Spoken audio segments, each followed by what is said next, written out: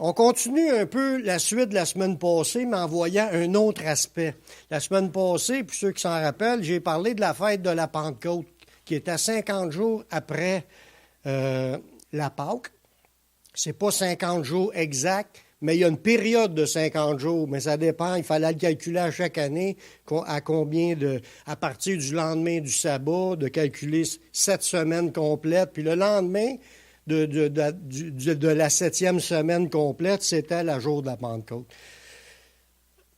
Puis Dieu, on a vu que c'était dans son plan, dans son agenda, que cette fête-là, qui s'appelait la fête des semaines, parce que ça dure 50 jours après, c'est comme si l'idée c'était ça, 7 fois 7, 49, c'est la fête des semaines, la fête de la Pentecôte. Dieu voulait faire la fête de la récolte, de la première récolte de la saison, parce que ça tombait au printemps pour le peuple juif. Puis la première récolte de la saison, ils devaient se réjouir de ce que Dieu leur avait donné comme récolte. Puis Dieu, prophétiquement, il y avait un message avec tout cela. C'était pas clair à 100% dans l'Ancien Testament, mais quand c'est arrivé, ils ont compris que la première récolte qu'il y a eu le jour de la Pentecôte, c'était les prémices, c'était la fête de la récolte, puis la première gang, les 3000 personnes qui se sont converties, ils faisaient partie de la première récolte du printemps, de la saison. La saison venait de commencer, elle n'est pas finie, on est encore dans la saison. Puis il y a d'autres fêtes que Dieu a faites pour la fin de la saison, la fin des récoltes. Puis on a vu qu'il nous disait de se réjouir de 2 fêtes au niveau des récoltes. La première fête qui était au début au printemps, la fête de la Pentecôte, puis il y avait la fête à la fin de la saison. Ça, c'est l'aspect au niveau de la fête, de ce que Dieu voulait déjà révéler, puis ce que le monde s'attendait. Fait quand le monde allait à la Pentecôte, c'était pour se réjouir des récoltes. Puis c'était une grande fête pour les chrétiens à la Pentecôte. Les 3000 premiers chrétiens d'une shot. Puis pas longtemps après, c'était rendu à 5000. Les prémices.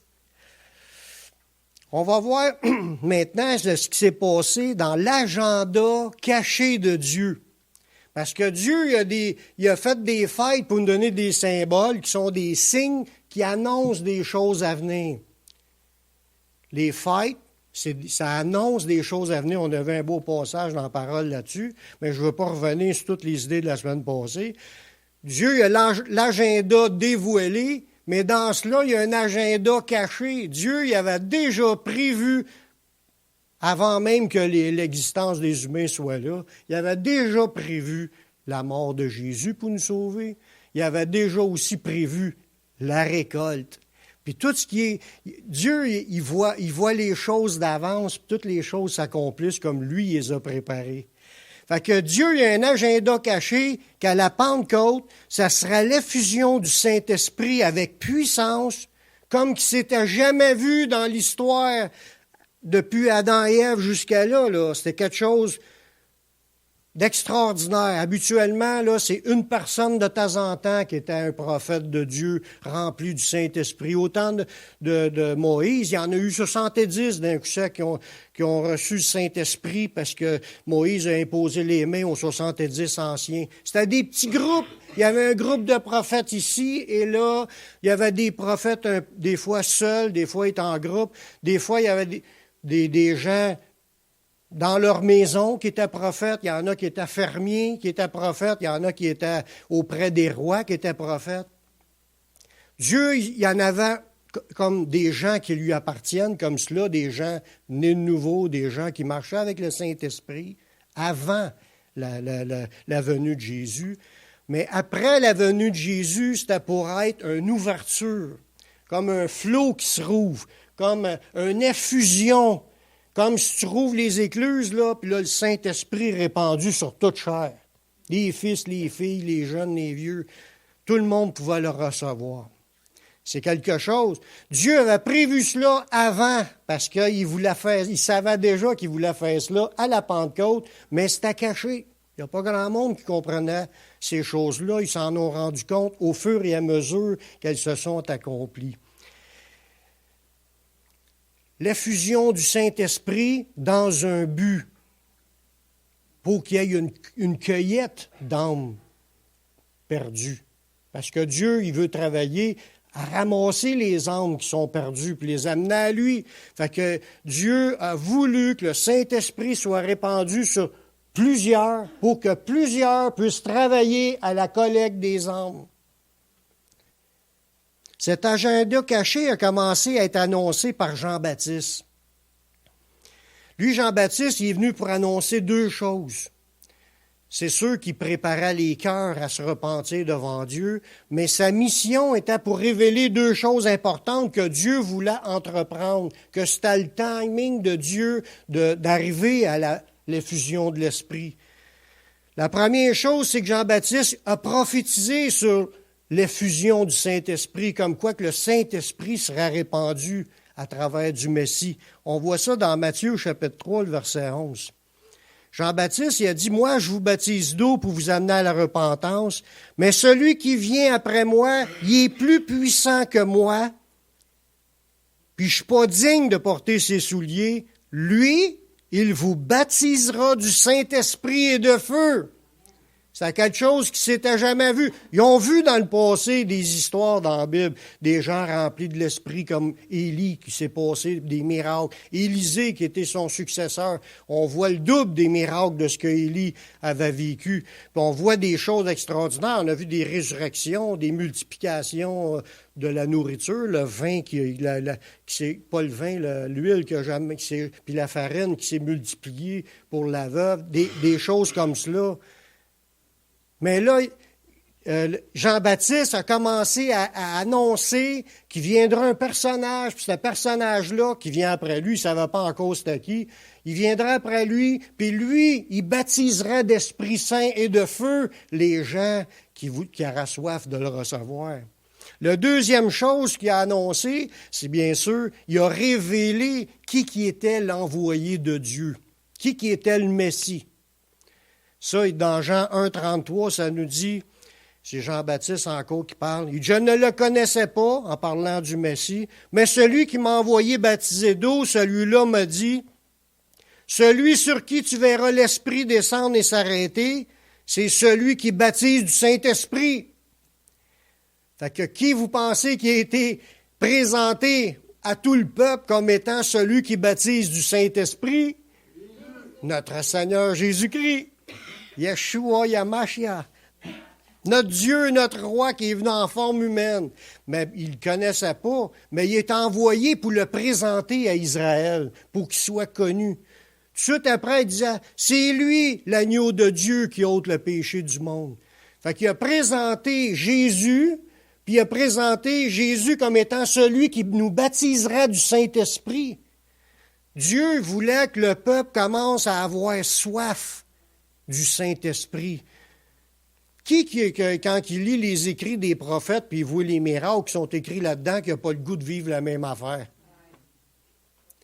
Tous ceux qui sont animés de la soif de Dieu, là, qui veulent voir les choses de Dieu, veulent voir la main de Dieu en action, il lit les écrits des prophètes. Puis, Seigneur, on veut vivre ça, nous autres aussi. Puis là, il a commencé à prêcher. Le Messie, il est là, c'est lui le Messie, puis il va vous baptiser du Saint-Esprit. Tous ceux qui avaient soif, ils ont été à lui. Peut-être pas sur le coup. La récolte était prévue par Dieu que ça commencerait à Pentecôte. Bien qu'il y en ait eu quand même au moins 120 qui étaient convertis avant la Pentecôte. Jésus en avait parlé plusieurs fois à ses disciples, qu'il leur renverrait le Saint-Esprit afin qu'il demeure en nous. C'était pas juste comme vous voyez dans l'Ancien Testament, le Saint-Esprit vient sur lui, puis là, il s'est mis à prophétiser. C'était comme s'il était saisi par le Saint-Esprit dans des moments différents. Puis là, il parlait dans le nom de Dieu. Dans ce temps-là, c'était comme ça avant que Jésus vienne à nous envoyer le Saint-Esprit.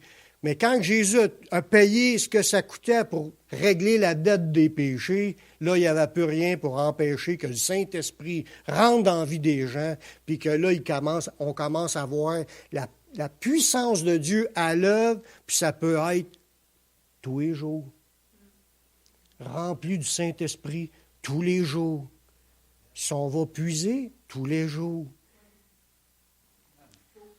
C'est une effusion. Puis il dit, même sur mes serviteurs, les servantes, les enfants, les vieillards, tout le monde peut le recevoir et en être rempli. Dans Jean 14, versets 16 et 17, il dit, « Moi, je prierai le Père, puis il vous donnera un autre consolateur. » Lui, il était le consolateur dans le moment qu'il était là sur la terre, mais il savait qu'il s'en allait. Il dit, « Je vais prier pour qu'il vous en donne un autre, afin qu'il demeure éternellement avec vous. » C'est ça le plan de Dieu. Il ne veut pas donner le Saint-Esprit pour l'enlever. Il donne le Saint-Esprit pour qu'on l'ait éternellement. Ça veut dire que même après la mort, tu vas continuer à être avec le Saint-Esprit. C'est l'Esprit de vérité que le monde ne peut recevoir. Le monde ne peut pas recevoir le Saint-Esprit. Il faut que tu passes par Jésus pour l'avoir. Le monde ne peut pas le recevoir parce qu'il ne le voit point puis il ne le connaît point. Mais vous le connaissez car il demeure avec vous puis il sera en vous. Amen. Merci Seigneur de la présence de ton Saint-Esprit qui est avec nous. Tous les gens qui sont nés de nouveau ont reçu le Saint-Esprit. Tous les gens qui sont nés de nouveau, tous ceux qui ont confessé le péché puis qui ont confessé qu'ils croyaient au Messie, se sont repentis, ils veulent changer de vie, ils veulent s'accrocher au Seigneur, mais le Seigneur leur donne le pardon de leur péché puis leur donne aussi le Saint-Esprit. Il y a une nouvelle vie qui commence à cause que le Saint-Esprit est entré. Si le Saint-Esprit ne sera pas là, on ne lui appartient pas. C'est ça que ça nous dit dans d'autres passages. Il faut que tu aies reçu le Saint-Esprit dans ta vie, puis il faut que tu aies encore le Saint-Esprit avec toi. Toute ta vie, c'est quelque chose que tu dois vivre tous les jours, afin qu'il demeure éternellement avec nous. Fait qu'après la résurrection de Jésus, les disciples ils ont reçu le Saint-Esprit qui avait été promis. Mais pas comme qu'on pense, on l'entend souvent, ils l'ont reçu à Pentecôte. Non, c'est pas là qu'ils l'ont reçu. Parce que tant que les disciples étaient sur la terre, ils marchaient sous l'onction de Jésus. Il fallait que Jésus paye les péchés, puis après ça, il lui donne le Saint-Esprit. Fait que Jésus, quand il est apparu à ses disciples pendant les 40 jours, il était avec eux à un moment donné dans le jardin, dans Jean 20, le verset 22. Puis il était là, ressuscité, puis il a parlé avec ses disciples. Puis il dit, là, il leur a expliqué des choses, puis il dit, après ces paroles, il souffla sur eux, puis leur dit, recevez le Saint-Esprit. Ils ont reçu le Saint-Esprit dans le jardin avant la Pentecôte. Fait que les disciples, c'est pas qu'ils ont été nés de nouveau à la Pentecôte. C'était déjà des gens pardonnés. Le nom était déjà inscrit dans le livre de vie. Mais ils marchaient sous l'onction de Jésus, parce que Jésus n'avait pas encore accompli sa mission de mourir. Mais une fois qu'il est mort, il a réapparu pendant 40 jours à ses disciples. Puis pendant qu'il était avec ses disciples, il a soufflé sur eux, puis il a dit « Recevez le Saint-Esprit », puis ils l'ont su. Là, le Saint-Esprit était avec eux. Est-ce suffisant d'avoir reçu le Saint-Esprit? C'est déjà une grosse affaire, mais c'est pas fini là. C'est ça qu'il faut comprendre. Souvent les gens pensent « Ah, je suis né de nouveau, moi, voilà 30 ans. » Oui, mais aujourd'hui, es-tu rempli du Saint-Esprit? C'est une autre affaire, ça. On va le voir parce que c'est ça que le Seigneur voulait qu'on catche. Ils ont reçu l'Esprit, mais il s'est passé d'autres choses plus tard après ça, la journée de la Pentecôte. C'était pas tout de recevoir le Saint-Esprit. Juste avant de partir, Jésus leur a recommandé quelque chose. Il a dit à ses disciples d'attendre. Allez pas rien faire, attendez d'être revêtus de la puissance d'en haut. Ça, c'est autre chose. C'est pour ça qu'il faut réaliser que la Pentecôte, c'était une cueillette. Mais c'était avant tout une effusion de l'Esprit pour la cueillette. Puis on ne peut pas penser qu'il va y avoir des cueillettes sans être dans l'effusion de l'Esprit. Parce que c'est l'Esprit qui travaille, c'est pas nous. C'est pas nos efforts humains qui vont faire des exploits, là, puis qui vont avoir des miracles, des signes, des prodiges. C'est la présence et la puissance de l'Esprit de Dieu qui agit en nous. Il leur a dit, attendez. Partez pas, là, autrement dit, ça ne donnera pas grand-chose. Attendez, puis là, vous allez recevoir la puissance qui vient d'en haut, quelque chose qui avait été promis. Dans Actes 1, 4, 5, ça dit, comme qu'il se trouvait avec eux, il leur recommanda de ne pas s'éloigner de Jérusalem, mais d'attendre.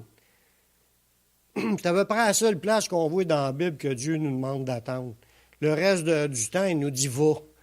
Mais il y a une chose qu'on doit attendre, c'est d'attendre d'être rempli du Saint-Esprit, d'être rempli, revêtu de sa puissance. Il dit d'attendre ce que le Père avait promis. Ça, c'est le premier déclic de la révélation de l'agenda caché de Dieu. Personne ne comprenait qu'à la Pentecôte que Dieu répandrait son Saint-Esprit avec puissance. C'est parce que Jésus a vendu à la mèche qu'ils ont pu comprendre le lien lorsque la Pentecôte est arrivée. Là, ils se sont rappelés de la promesse de Joël. Mais avant ça, ils ne comprenaient pas. Ils l'ont vécu à mesure. Nous, on peut le regarder puis l'analyser par la suite. Il nous a dit, attendez ce que le Père a promis. Ouais, c'est quoi qu'il a promis? Le Père il a déjà promis le salut. On l'a, là. T'es mort sur la croix. Il aurait pu dire ça de même. Il dit, ce que je vous ai annoncé, leur dit-il, car Jean il a baptisé d'eau. Mais vous, dans peu de jours, vous serez baptisés du Saint-Esprit. Puis il dit, c'est ce que je vous ai annoncé. Jean-Baptiste l'a annoncé, mais Jésus aussi leur a dit qu'il serait baptisé du Saint-Esprit après sa mort. Là, il y a quelque chose là. Dieu est en train de dévoiler par Jean, qui est un prophète de Dieu, et par Jésus, que le plan de Dieu était que le Saint-Esprit soit répandu sur cette terre. Autant qu'au début de la création, on voit que la terre est informe et vide, puis l'Esprit de Dieu se mouvait au-dessus des eaux. L'Esprit de Dieu était là, mais là, il ne veut plus se mouvoir au-dessus des eaux. Il veut se mouvoir à l'intérieur des croyants, puis agir avec puissance pour manifester sa présence dans ce monde. Les disciples se demandaient si ça serait à ce moment-là qu'aura lieu l'accomplissement, parce qu'il y avait une autre promesse dans l'Ancien qu'eux autres espéraient, l'accomplissement du renouvellement du royaume d'Israël, parce qu'eux autres croyaient qu'il viendrait un Messie, puis qu'il renouvellerait Israël pour qu'Israël devienne la capitale du monde.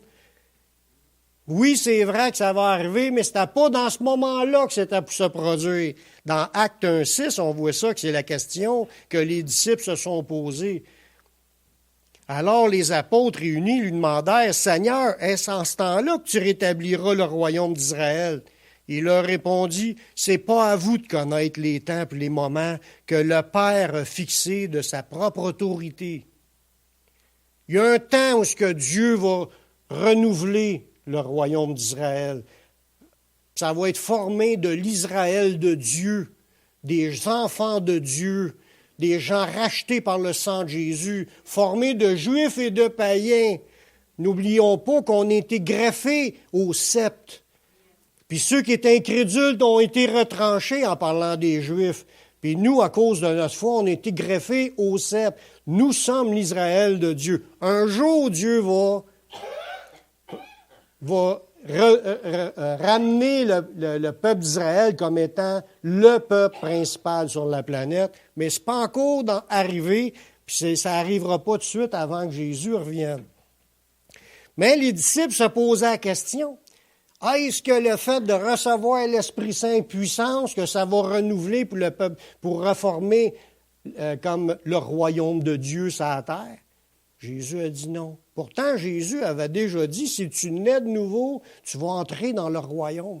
Tu rentres dans le royaume, mais tu n'as pas encore le temps de former le royaume visible sur la terre. Ça va être juste quand Jésus va revenir. Puis ça, c'est fixé dans l'autorité du Père. C'est Dieu qui décide des grandes lignes quand que les choses vont s'accomplir. Lui, il a un agenda caché, puis il révèle les choses à mesure.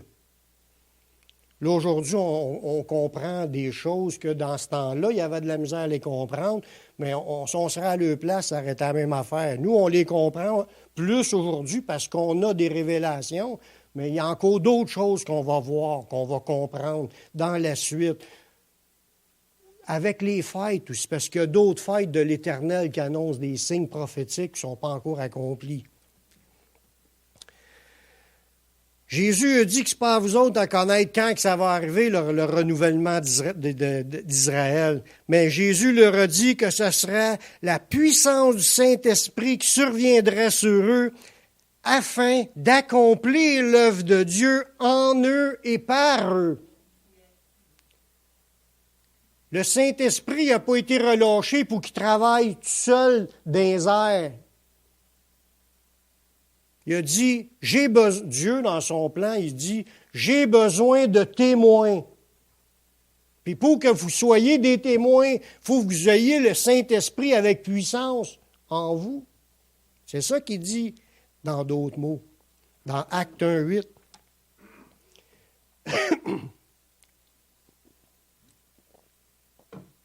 Vous recevrez une puissance, le Saint-Esprit survenant sur vous. Et vous serez mes témoins. Il avait reçu le Saint-Esprit dans le jardin. Il aurait pu dire, on l'a déjà. Non, c'est pas de recevoir le Saint-Esprit, c'est de recevoir sa puissance qui vient sur toi. C'est pas pareil. Si tu es né de nouveau, parfait. Merci Seigneur, c'est déjà une promesse de Dieu d'être pardonné et recevoir naître de l'Esprit. C'est des promesses de Dieu. Maintenant, il dit, attendez, soyez revêtus de sa puissance. Ça, c'est encore une autre promesse qu'il faut aspirer, frères et sœurs. Les premiers chrétiens, ceux qui étaient là, ils se sont tous mis à prier pour l'avoir. Ils ne pensaient pas d'y aller dans l'œuvre sans cela. Il faut croire que ça fait partie d'une promesse que Dieu avait planifiée, qu'il répandrait son esprit, ça commencerait à la Pentecôte, ça serait répandu avec puissance, puis que ça sera de même jusqu'à temps qu'il revienne. On va le voir tantôt. Et dans Acte 1:8, il dit, vous recevrez une puissance, le Saint-Esprit qui vient sur vous, puis vous serez mes témoins. Un témoin, ça, c'est comme que je l'ai déjà expliqué un peu. Tu sais, les lumières, là, quand tu allumes une lumière, puis qu'il y a une petite lumière qui s'allume après la switch pour montrer que tu es à on, la switch. Bon, mais ça, là, la petite lumière, ils appellent ça une lampe témoin. Quand il y a de l'électricité qui marche ailleurs, bien, la lumière est allumée, ça veut dire que l'électricité marche ailleurs. Hein? Parce que l'électricité passe dedans, elle allume. Si tu mets à off, elle s'éteint. On est comme ça, nous autres aussi. Pour être des témoins dans ce monde, on a besoin d'être alimentés de l'électricité de Dieu, le Saint-Esprit. On ne peut pas être un témoin si notre switch est déconnecté ou si on n'est pas allumé, voyez-vous.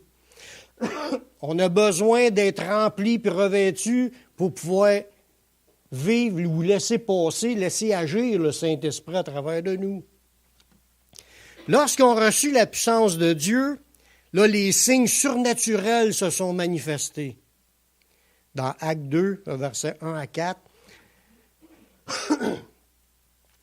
Le jour de la Pentecôte,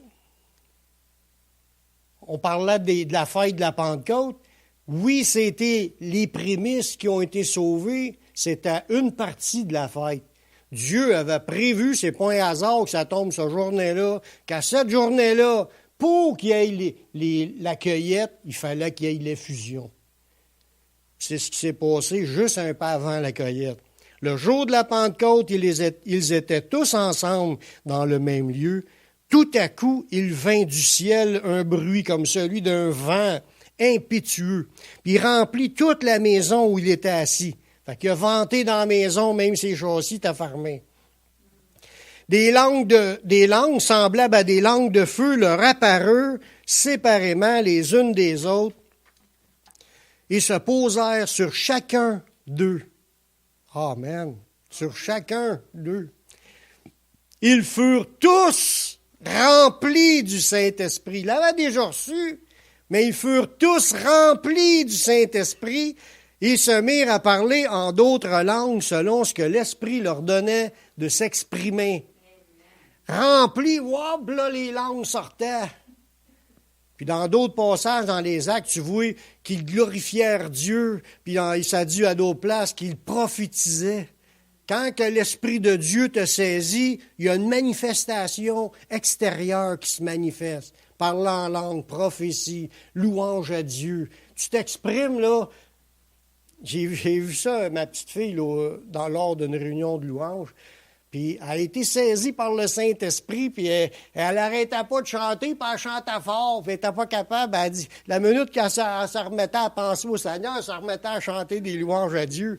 Mais ça, c'est être saisi par le Saint-Esprit.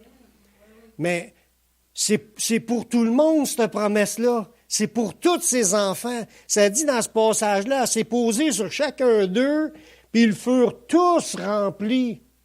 C'est merveilleux. C'est la puissance de Dieu qui descend, puis Dieu vient manifester sa présence au sein de l'assemblée. Par la suite, on voit dans l'histoire que Pierre est sorti dehors, qu'il a commencé à prêcher au monde, parce qu'au bruit que ça a fait, le monde, il y avait déjà une foule dehors, parce que c'était la fête de la Pentecôte, puis ils se sont approchés de la maison. Lui, il a sorti sur le perron, puis il a commencé à lui prêcher la bonne nouvelle. Puis il a amené 3000 personnes à se convertir. Au début, les gens, quand ils voyaient les autres parler en langue, ils lui disaient, ils sont sous, ils sont pleins de vin doux. Non. Il dit, il était 9 heures du matin, là, on n'est pas encore réchauffé. C'est la présence de Dieu, c'est la puissance de Dieu. Le party n'était pas encore commencé, mais là, c'était le party de Dieu. L'apôtre Pierre a expliqué que lorsque la puissance du Saint-Esprit a été répandue, ça l'accomplissait une promesse cachée dans l'agenda de Dieu. Une promesse qui était écrite dans Joël. Mais là, je vais vous lire ce qu'il a dit dans les Actes, mais dans les Actes, il dit que ça vient de la prophétie qui a été écrite, prophétisée par Joël. Ça dit... Mais c'est ici, là je suis dans Acte 2 à partir du verset 16 jusqu'à 21, il dit, c'est ici ce qui a été dit par le prophète Joël. Dans les derniers jours, dit Dieu, je répandrai de mon esprit sur toute chair. Ça a commencé il y a 2000 ans, ça. Vos fils et vos filles prophétiseront, vos jeunes gens auront des visions, vos vieillards auront des songes. Oui, sur mes serviteurs et mes servantes dans ces jours-là, je répandrai de mon esprit, puis ils prophétiseront. Je ferai paraître des prodiges en haut dans le ciel, des miracles en bas sur la terre, du sang, du feu, une vapeur de fumée. Le soleil se changera en ténèbres, puis la lune en sang, avant l'arrivée du jour du Seigneur, de ce jour grand et glorieux. Alors quiconque invoquera le nom du Seigneur sera sauvé. À partir du moment de l'effusion du Saint-Esprit qui a commencé il y a 2000 ans, alors quiconque invoque le nom du Seigneur sera sauvé. Dieu nous appelle à ce qu'on l'invoque pour être pardonné de nos péchés, mais pas juste pour ça, pour recevoir le revêtement de puissance pour qu'on devienne à être un témoin dans ce monde. Il dit, la promesse est pour ses serviteurs et ses servantes. Quand quelqu'un se convertit, tu es un serviteur et une servante du Seigneur. Donc le Saint-Esprit est pour lui aussi. Tout le monde dans l'Église, tous furent remplis du Saint-Esprit. Puis il dit que c'est d'un dernier jour qu'il répandrait son esprit sur toute chair. Fait qu'il n'y a pas une personne qui peut se dire « Oh, moi, je suis pas assez digne pour le recevoir » ou « Je suis pas... » Tu sais, qui se considère trop petit. Peu importe comment tu te considères. La seule affaire, il ne faut pas que tu te penses trop grand parce que tu ne le recevras pas. Mais quand tu te penses petit, tu es dans la bonne position pour y demander et le recevoir. Il va répandre son esprit, puis il dit qu'on va prophétiser, on va avoir des visions, on va avoir des songes, des prodiges, des miracles, tout ça là, avant son retour. Y es-tu revenu? Non. Pas encore. Donc, on peut vivre encore ces affaires-là. La promesse est encore là. C'est une promesse pour l'Église, pour son peuple, pour tous ceux qui ont soif de vouloir voir la puissance de Dieu à l'œuvre. Amen. Amen. Comment reçoit-on le Saint-Esprit? Bonne question. Dans Luc, au chapitre 11, le verset 13, Jésus le dit. Bien, il y a différents versets qui le disent, mais Jésus le dit là, et dit, Si donc, méchants comme vous êtes, vous savez donner de bonnes choses à vos enfants, à combien plus forte le Père céleste donnera-t-il le Saint-Esprit à ceux qui lui demandent? Ce que je vois là-dedans, c'est que le Père donne son esprit à ceux qui lui demandent. Je vois plus qu'un élément là-dedans. Il faut que tu sois son enfant, parce que c'est ton Père qui va te donner son esprit. Fait que pour être son enfant, on le sait qu'on ne vient pas au monde enfant de Dieu. C'est à tous ceux qui l'ont reçu, à ceux qui croient en son nom, que ça a donné le pouvoir de devenir enfant de Dieu. Ça, c'est dans Jean 1,12. Je ne l'ai pas dans ma liste de versets, mais il faut que tu passes par Jésus pour être pardonné premièrement, puis là, après ça, tu vas recevoir le Saint-Esprit. Là, tu deviens un enfant de Dieu. Mais il dit, il faut que tu sois un enfant de Dieu, puis il donne le Saint-Esprit à ceux qui lui demandent. Ça veut dire qu'il ne faut pas que tu te lasses de le demander. Parce que ce que j'ai appris, puis ce qu'on voit dans la parole de Dieu, ce n'est pas une expérience unique dans une vie d'une personne. C'est une expérience renouvelable. Tu peux être rempli du Saint-Esprit, puis le lendemain, pas l'être. Qu'il faut que tu redemandes encore. Tu cherches à être rempli du Saint-Esprit. Puis comme dans l'apôtre, il nous dit aussi,